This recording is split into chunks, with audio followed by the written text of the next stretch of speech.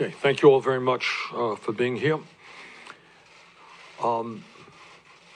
Let me begin by reiterating what I have said from day one of this campaign, and that is that Donald Trump is the most dangerous president in the modern history of our country, and he must be defeated. Tragically, we have a president today who is a pathological liar and who is running a corrupt administration. He clearly does not understand the Constitution of the United States and thinks that he is a president who is above the law.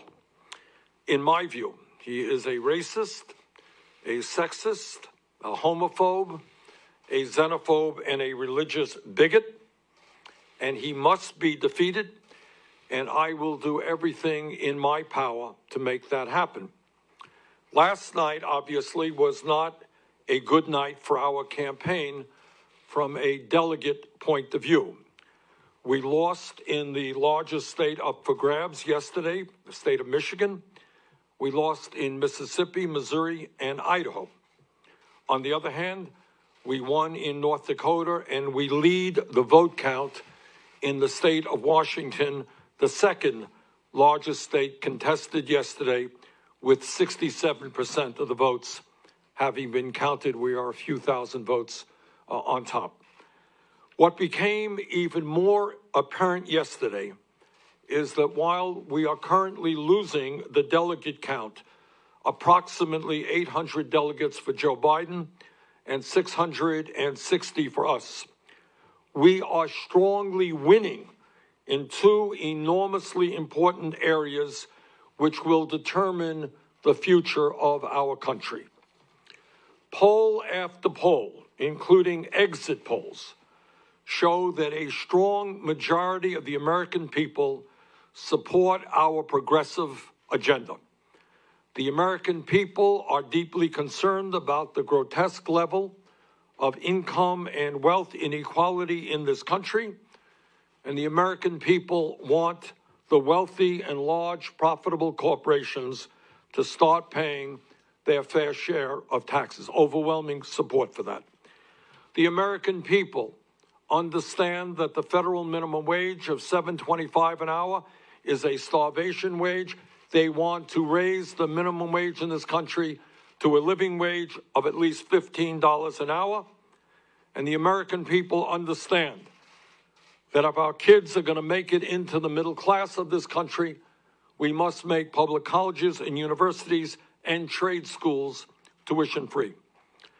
The American people understand that we cannot continue a cruel and dysfunctional healthcare system. And it is amazing to me to see that even in conservative states like Mississippi, there is an overwhelming understanding that we are now spending twice as much per capita on healthcare as do the people of any other country, while 87 million of us remain uninsured or underinsured.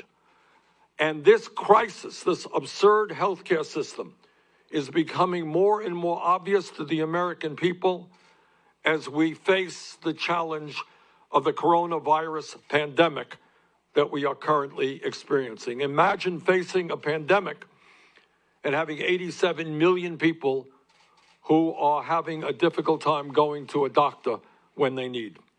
And the American people know, unlike Donald Trump, that climate change is an existential threat to our country and the planet, and that we need to transform our energy system away from fossil fuel to energy efficiency and sustainable energy. And the American people also know that we need fundamental transformation of a broken and racist criminal justice system, as well as a cruel immigration system that keeps millions of people living in fear. But it is not just the ideological debate that our progressive movement is winning. We are winning the generational debate. While Joe Biden continues to do very well with older Americans, especially those people over 65, our campaign continues to win the vast majority of the votes of younger people. And I am talking about people not just in their 20s, but in their 30s and their 40s. The younger generations of this country continue in very strong numbers to support our campaign. Today, I say to the Democratic establishment, in order to win in the future, you need to win the voters who represent the future of our country, and you must speak to the issues of concern to them. You cannot simply be satisfied by winning the votes of people who are older. While our campaign has won the ideological debate, we are losing the debate over electability. I cannot tell you how many people our campaign has spoken to who have said, and I quote, "I like what your campaign stands for.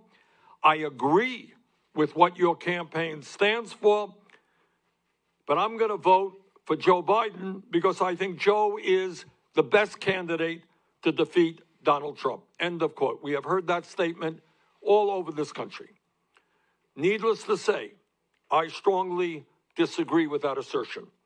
But that is what millions of Democrats and independents today believe. On Sunday, I very much look forward to the debate in Arizona with my friend Joe Biden. And let me be very frank as to the questions that I will be asking Joe. Joe, what are you going to do for the 500,000 people who go bankrupt in our country because of medically related debt? And what are you going to do for the working people of this country and small business people who are paying on average 20% of their incomes for health care? Joe, what are you going to do to end the absurdity of the United States of America being the only major country on earth where health care is not a human right? Are you really going to veto a Medicare for all bill if it is passed in Congress?